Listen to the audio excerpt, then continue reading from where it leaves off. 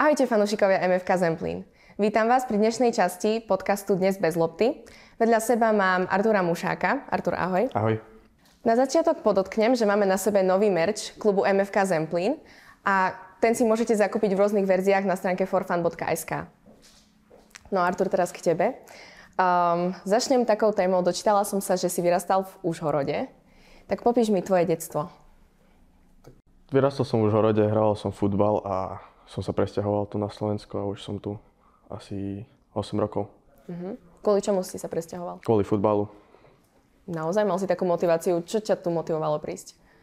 Tak povolali ma tu na skúšku a som tu prišiel a povedali, že by ma zobrali, tak som sa presťahoval na Slovensko a cítim sa tu výborne zatiaľ. OK.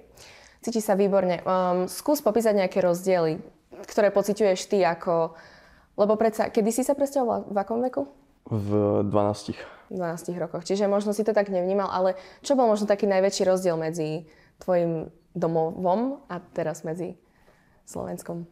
Tak asi bolo také ťažšie trošku, lebo prvýkrát som išiel do zahraničia hrať futbal. A som si musel zvyknúť na začiatku, určite to bolo ťažké, ale potom s časom už to bolo lepšie. Som si našiel kamarátov a už to bolo dobré. Ako to bolo s jazykom? Tak jazyk najprv bol trošku ťažší pre mňa a s časom som sa naučil. Mal si nejaké súkromné doučovania? Nemal som nič, len som sa rozprával s kamarátmi a už to išlo. Freestyle. A potom si sa naučil, OK. No a teraz si pomerne mladý futbalista, čiže možno ešte povedz mi, aký bol tvoj detský sen okrem toho futbalu? Či si mal nejaký? Nič, len som sa hrať futbal. Od začiatku, hej? Áno. Že nič také, že... Len futbal som v hlave. OK, to si dobre sústredený. No a teraz študuješ na strednej škole, maturitný ročník, posledný. Spomínal si mi mimo kamier, že máš individuálny študijný plán. Ako to funguje? Do školy až tak nechodím, len prídem napísať skúšky na konci roka, alebo len prídem napísať skúšky a to je v podstate individuálny plán. Skúšky ako z každého predmetu? Áno. OK. A čiže ty nejaké tie študijné materiály dostávaš sám, alebo... Áno, pýtam od spolužiakov, alebo učiteľia mi pošlu. Dobre. A nemáš nejaké také, že online stretnutia, hodiny, nič také? Nemám. Lebo ja osobne ani neviem, koľko našich študentov akože má individuálny plán. Tak málo. Možno som jediný. Vážne? OK. Akože možno 3, 4, ja neviem. To vôbec neviem, akože... Školy máš menej, futbalu máš veľa. A ako kamaráti? Ako často nejako sa stretávaš, chodíš na nejaké akcie?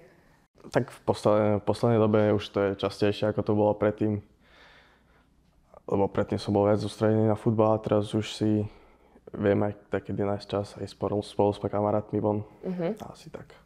Chodíš po Michalovciach alebo máš nejakú... Po Michalovciach. OK, vymetáš bary. A cez leto? Kde niečo akože navštevuješ? Nejaké podniky? Takisto len v meste sme. S kamarátmi, áno. Dobre. Nechcem tak konkrétne, ale v meste nejaký podnik? Nič. Len v meste. Len proste v meste, po uliciach a tak. OK, dobre, chápem. No, paráda. S kamarátmi neplánujete ísť na nejakú dovolenku alebo niečo také? Som sa rozprával, ale ešte nie je to isté, že pôjdeme. Nie je to isté. Dobre, ja si teraz pozriem nejakú otázku a za ten čas, čo si ju ja pozriem, tak ti dám nejakú takú možno kreatívnu. Čo by si robil ty, kebyže máš svoj podcast? O čom by si ho nahrával? Podľa toho, s kým ho natáčam. No tak koho si pozveš? Koho by si pozýval? Čo je nejaká možno... Futbalistu by som pozval. OK, čiže futbalový podcast. Teraz sa možno zamerieme na teba nie ako hráča, ale skôr ako osobu. Máš nejaké vlastnosti, ktoré sú také možno špecifické pre teba? Neviem, môže sa to ukázať vlastne aj počas futbalového zápasu?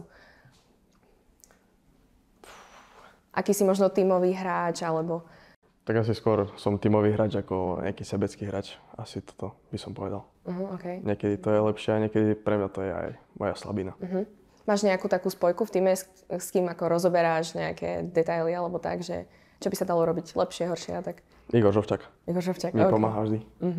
To je tvoj taký najväčší podporovateľ, alebo? Tak on sa mi snaží pomôcť, lebo už mal výbornú kariéru a sa snaží tie skúsenosti, ktoré zažil, dať tým mladším hráčom, aby tiež dosiahli niečo. On ťa tak vlastne aj prijal do toho klubu?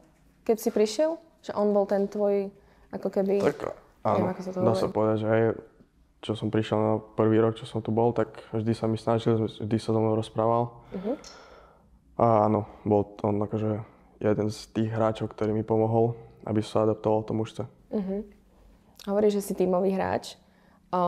Aká je atmosféra pre teba v tom tíme? Tak teraz výborná atmosféra. Každý s každým vychádza výborne, takže tak. Nie je tam cítiť nejakú konkurenciu alebo niečo také? Tak to je futbal, to je normálna vec, konkurencia a tá konkurencia je dobrá, aby sa každý hráč posúval, ako aj futbalista. Kto je tvoj najlepší kamarát z toho tímu? Mám ich viac. No, tak môžeš vymenovať. Lukáš Šimko, Martin Bednár, aj so Žofom sa idem porozprávať. Sámo Ramos. Čiže oni Takže sú... ich je viac. Ja neviem, jak sú oni vekovo. Sú starší. Sú starší ako ja. všetci. Okay. Povedal si, že si tímový hráč. A okrem toho máš nejakú črtu, alebo nejaký skrytý talent, ktorý kľudne aj mimo futbalu nejako sa nedá o tebe zistiť. Lebo určite sú s tebou rozhovory, sú s tebou články a tak ďalej. Ja som si ich prechádzala, ale niečo také, čo by si vypichol. Možno. Neviem, asi, že som hamblivý trošku. Asi to je jediné. Čiže si možno introvert? Áno. Ale na tom ihrisku to asi tak necítiť. Asi áno. Dobre, okej.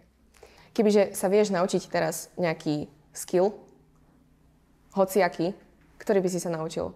Či už mimo futbalu, vo futbale, alebo v bežnom živote, čo cítiš, že ti možno chýba? Vo futbale by som sa chcel naučiť hlavičkovať. OK. A v normálnom živote asi všetko, čo potrebujem, mám. A keď niečo budem potrebovať, tak sa naučím v budúcnosti. Že zdokonaliť sa v niečom? Asi v prístupe k futbalu ešte viac. V akom zmysle? V prístupe? Akože v disciplíne? Viac dávať tomu futbalu možno. Naozaj? Nedávaš tomu teraz, že maximum teraz? Ako? Vždy sa dá dávať viac, ako hovorí Igor Žovčák. On bude dneska najrozoberanejšou témou na internete po tomto podcaste. Neviem, teraz mi napadla taká otázka. Kebyže teraz dostaneš strašne veľa peňazí, zrazu, ja neviem, vyhráš nejakú lotériu, čo by si s nimi urobil? By som kúpil auto asi. OK. A by som dal rodičom. Nejako by si to rozdielal, hej? Nevyhral si ešte nikdy nejakú lotériu? Nehrám také. Nehráš, dobre. A chcel by si, nemáš niekedy taký, akože nestavkuješ na nejaký šport? Nič. Neviem, nechcem ani. Nechceš, dobre. A okrem futbalu, ktoré športy možno ťa viac nejak priťahujú? Alebo... Basketbal. Mám rád basketbal. Kebyže nehrám futbal, tak by som chcel hrať basketbal. Dobre. A prečo? Neviem, sa mi páči ten šport. Tiež sú tam také veľké hviezdy a podľa mňa veľmi intenzívny šport a dá sa tam dosiahnuť veľké veci. Kto je takou najväčšou hviezdou, čo sa týka futbalu pre teba? Cristiano Ronaldo, Luka Modrič a Toni Kroos. Títo traja. Je tvoj nejaký sen, akože ich stretnúť, alebo nejak s nimi hrať? Myslíš si, že je taká možnosť, lebo... Tak oni už s nimi hrať nebudem môcť, lebo oni už končia a tak uvidíme, čo bude v budúcnosti. Dobre. Aký si mal týždeň? Respektíve, je pondelok, utorok, tak víkend a týždeň, tieto 2 dní. Tak výborne. Mali sme výborné tréningy, na ktorých sa mi drahilo. A cítim sa teraz výborne. Teraz, Artur, keď chceš, môžeš niečo odovzdať svojim fanúšikom? Nejaký odkaz alebo nejakú motiváciu? Tak chcel by som odkázať fanúšikom, aby ostali verní a vždy nám pomáhali, lebo my to na ihrisku fakt cítime a my sa snažíme a bojujeme o to 7. miesto a vaša podpora nám je potrebná. Dobre, ďakujem, Artur, že si prišiel do dnešnej časti podcastu a my vám ďakujeme za to, že ste dopočúvali náš podcast až do konca a tešíme sa na ďalšiu epizódu.